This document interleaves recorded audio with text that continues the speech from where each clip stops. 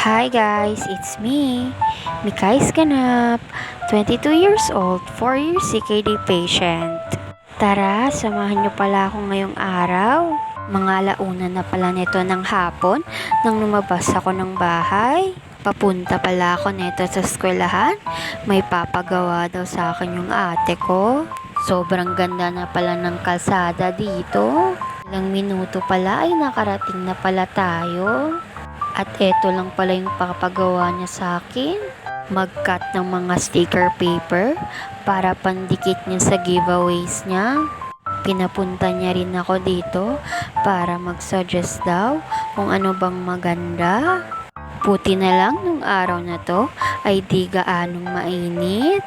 Umulan kasi kaninang umaga kaya siguro hindi mainit ngayong hapon. Siyempre, nagmerienda din pala kami dito. Banana Q lang pala yung kinain namin dito. In fairness, masarap yung saging. Hindi siya malata. Yung iba kasi na nagbebenta nito ay malata. At syempre, masasarap talaga ang banana Q mo kung may panula ka. Minsanan lang naman tayo mag soft drinks, kaya okay lang. Sobrang dami talagang asukal na nahuhulog sa banana Q. Kaya eto, todo paspas ako. Ngayong araw, magre-rest muna tayo sa pag-crochet. Wala namang nag-order. Pero siguro bukas, balik na naman tayo sa pag-crochet. Nakakasawa din kasi pag araw-araw ka mag-crochet, tapos paulit-ulit na lang yung ginagawa mo. Tinatamad din kasi ako manood ng tutorial sa YouTube. Ewan ko ba kung bakit tinatamad na ako ngayon. Siyempre, habang kumakain tayo dito, ay maggugupit tayo dito.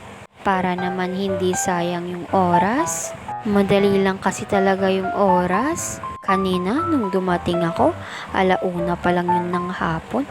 Tapos, ilang sandali lang akong umupo. Mag-3 na ng hapon. Kaya nagmamadali na ako ditong maggupit. Kasi 4:00 ay uuwi na rin ako. Medyo malapit lang naman yung bahay namin. Kaya carry lang. Nang nagupit ko na pala lahat yung idikit para sa giveaways, eto na namang invitation, yung gugupitin natin. Naduling-duling na yung mata ko dito. Eto palang invitation niya ay para sa selebrasyon ng kasal niya. Happy wedding celebration, Ate Jane. At nagupit na pala tayo dito ng isang invitation. Benga, ang ganda niyang tingnan talaga. Sobrang klase niya lang tingnan. Kulay gold kasi yung kulay. Kaya siguro nagmatch talaga yung kulay. After pala ng ilang oras na paggugupit ay natapos na rin pala tayo. Kaya naisipan ko na pala ditong umuwi. Hapon na rin kasi. Kaya umuwi na tayo.